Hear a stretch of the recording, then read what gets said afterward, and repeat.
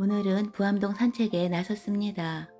오늘의 모든 코스는 서울미술관에서 시작해서 걸어서 이동합니다. 새로운 전시 소식을 알린 서울미술관입니다.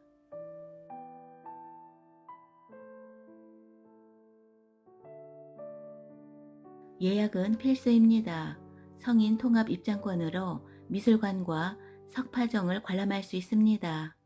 2024년 6월 8일부터 11월 3일까지 나는 잘 지내고 있습니다. 햇빛은 찬란 두 개의 전시가 이어집니다. 서울미술관 소장품전인 나는 잘 지내고 있습니다부터 전시가 시작됩니다. 신사임당의 초충도입니다. 우리 주변에서 쉽게 볼 수 있는 풀과 벌레를 소재로 한 사랑스러운 작품입니다. 아주 작은 사이즈의 그림이었기에 찾아보는 재미가 있었습니다.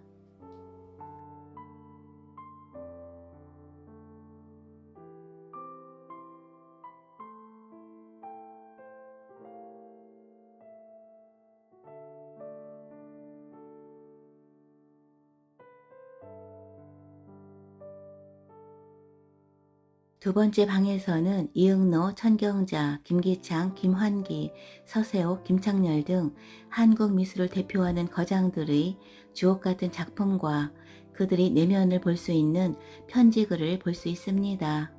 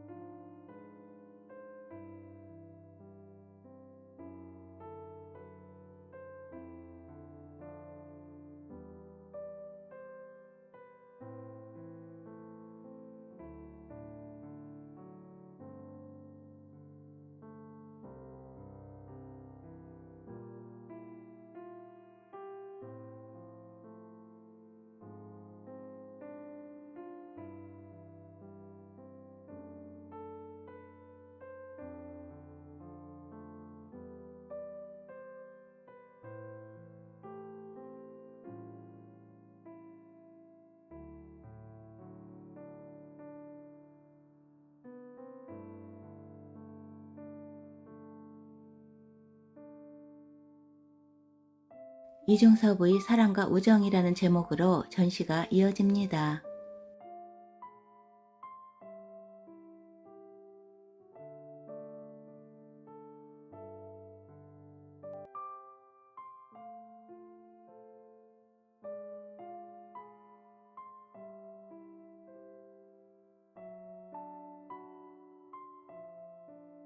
이번 전시에서 최초로 공개되는 미공개 편지화입니다. 이중섭이 1954년 10월 일본에 있는 두 아들에게 보낸 편지로 총 3장으로 된 편지 중에서 2장에는 짤막한 글과 함께 그림이 그려져 있고 마지막 한 장에는 글로 된 편지가 쓰여 있습니다. 이번 전시 제목인 나는 잘 지내고 있습니다는 이중섭의 편지에 나온 대목입니다. 3층으로 전시가 이어집니다. 두 번째 전시인 햇빛은 찬란입니다. 두 번째 전시인 햇빛은 찬란은 작가들의 독특한 아이디어에 감탄하며 아주 천천히 감상한 작품들입니다.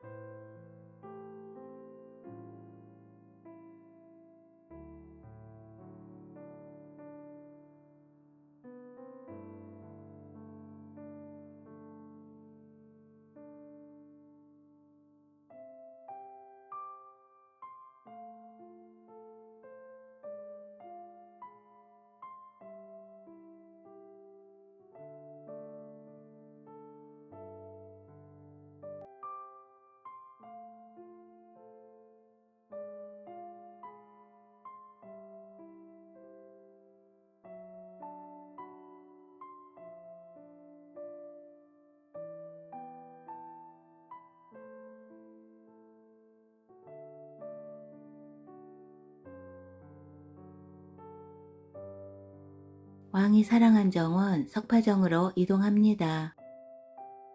석파정은 역사를 풍미했던 조선의 정치를 느낄 수 있는 몇 남지 않은 왕가 소속 정원 중 하나로 조선 말기에 조형된 근대 유적입니다. 1974년 서울특별시 유형문화유산으로 지정되었습니다. 인왕산 북동쪽의 바위산 기슭에 자리한 석파정은 원래는 철종대 영의정을 지냈던 김은근의 별서입니다. 흥선대원군이 김은근에게 여러 번 팔기를 청했지만 이를 거절하자 아들 고종과 함께 이곳에 묵게 됩니다. 임금이 묵고 가신 곳에 신하가 살 수 없다 하여 김은근이 이곳을 헌납하며 운영궁의 소유가 됩니다. 별서 인수 후 대원군은 이곳에서 난을 치는 등 예술을 하는 장소로 이용했으며 고종의 행궁으로도 사용하게 됩니다. 본래는 8채로 이루어져 있었으나 지금은 안채, 사랑채, 별채, 석파정 등 4개 동만 남아 있습니다. 사랑채 왼쪽에 위치한 천세송입니다. 천세송은 천년을 살기를 바라는 마음에서 지어진 이름으로 석파정의 역사와 함께하는 약 650년이 된 이 노송이 만드는 그늘이 20평이 넘는다고 합니다. 어떻게 이렇게 멋진 모습으로 자랐을까 하는 어디서도 본 적 없는 멋진 자태를 뽐내고 있습니다. 거북이 형상의 거북바위와 삼계동 각자입니다. 삼계동 각자는 이곳이 석파정이라 불리기 전에 삼계동 정사라 불렸음을 알 수 있게 하는 암각입니다. 이곳에서 세 개의 신은물이 만난다 하여 삼계동이라는 이름이 붙여졌습니다.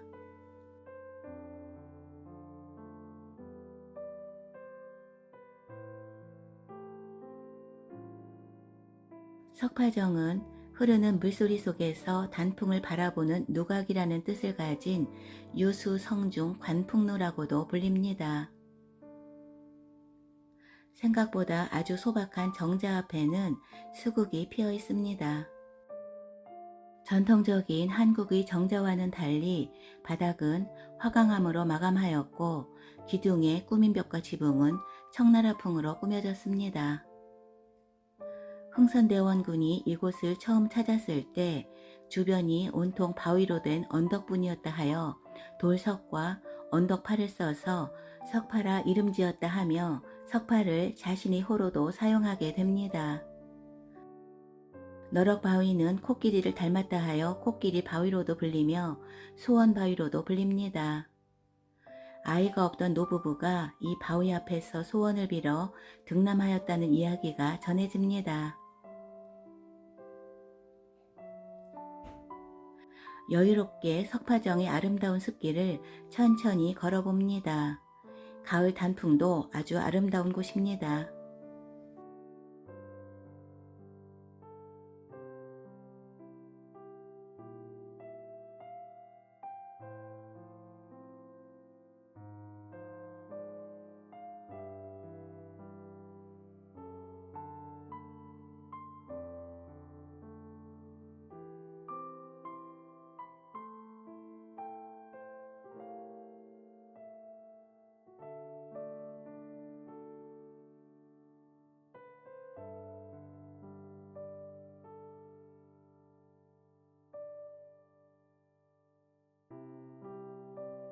별채로 들어가는 문입니다.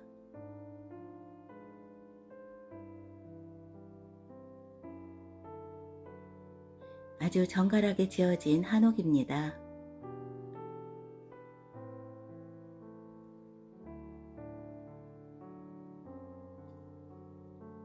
높은 곳에 위치하기에 아래로 주변 일대가 한눈에 들어옵니다. 지금과는 달리 건물이 없었을 당시에는 정말 멋진 풍경이 눈에 들어왔을 것 같습니다.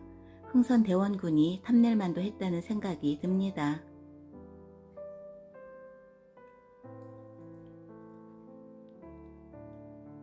고종 황제가 방문했을 때 묵었던 방입니다.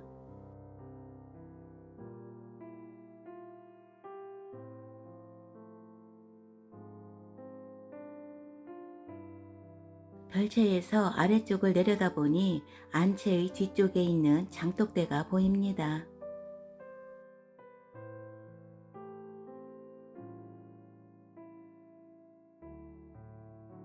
문이 하나 있기에 나가보니 거북바위 뒤쪽을 통해서 별채로 들어갈 수 있는 또 다른 문입니다. 별채의 뒤쪽입니다.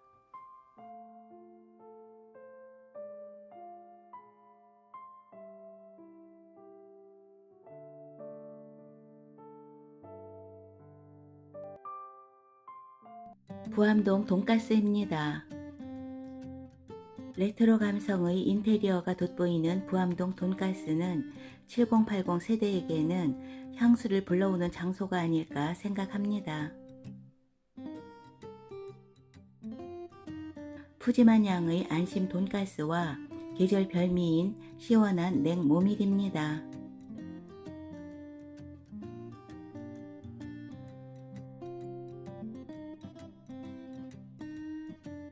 창의문 바로 앞에 위치한 한옥카페 창의문 뜰입니다.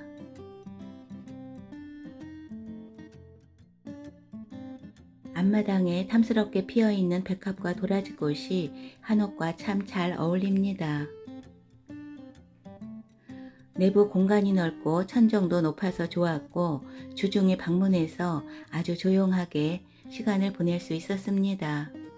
한옥 카페답게 벽에는 한국풍의 멋진 그림이 있습니다.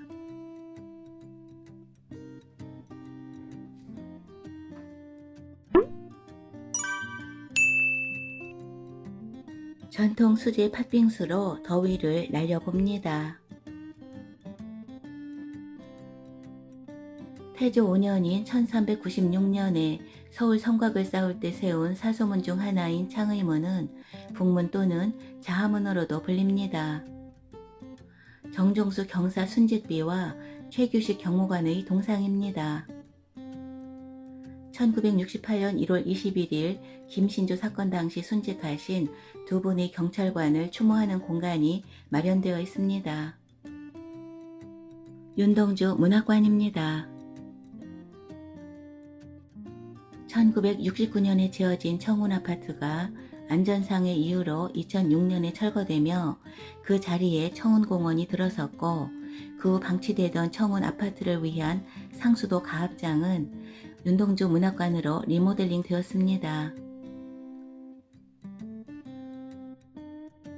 가합장 물탱크의 지붕을 개방하여 만들어진 제2전시실 열린 우물입니다.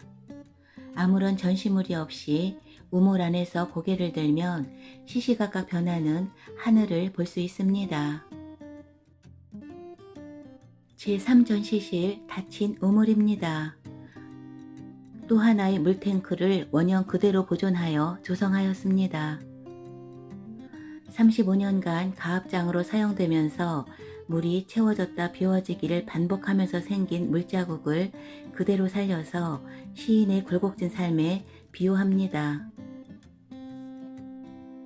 닫힌 우물에서는 윤동주 시인의 생애를 동영상으로 보여주고 있습니다. 시간에 여유가 있다면 문학관 뒤쪽에 위치한 청운공원도 걸어보시기를 추천합니다. 청운문학도서관입니다. 2014년부터 운영되고 있는 종로구 최초의 한옥공공도서관입니다.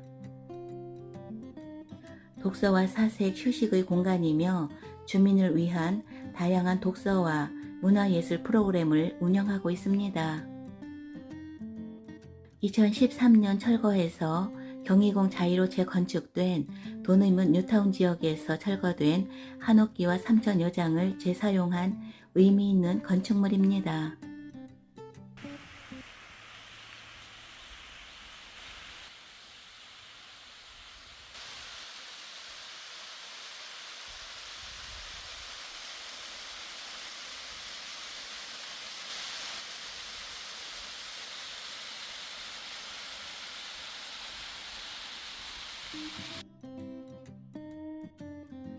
뒷마당에는 자그마한 정원과 대나무 숲도 조성되어 있습니다.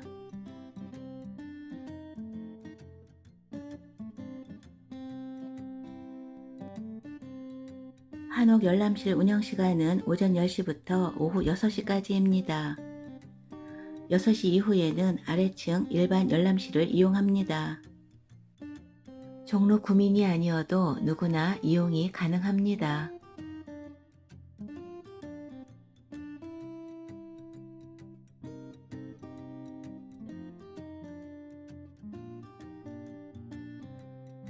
일반 열람실은 한옥 열람실을 기준으로 지하 1층에 위치합니다.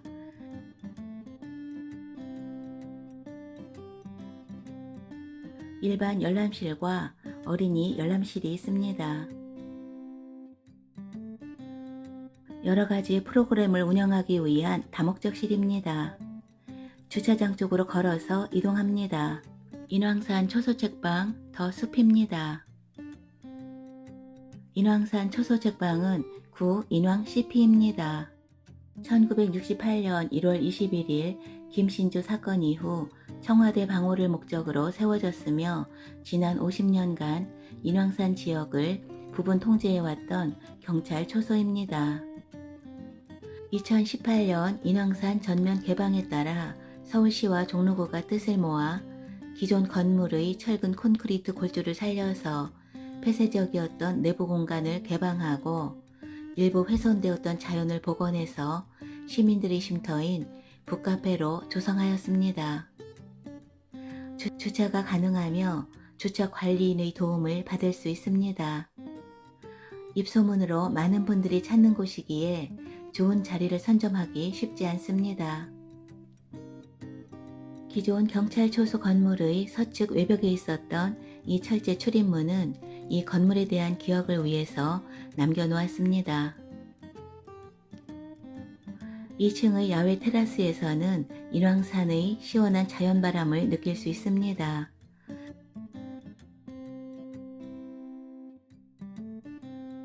오늘은 부암동에서 너무나도 행복한 하루를 보냈습니다.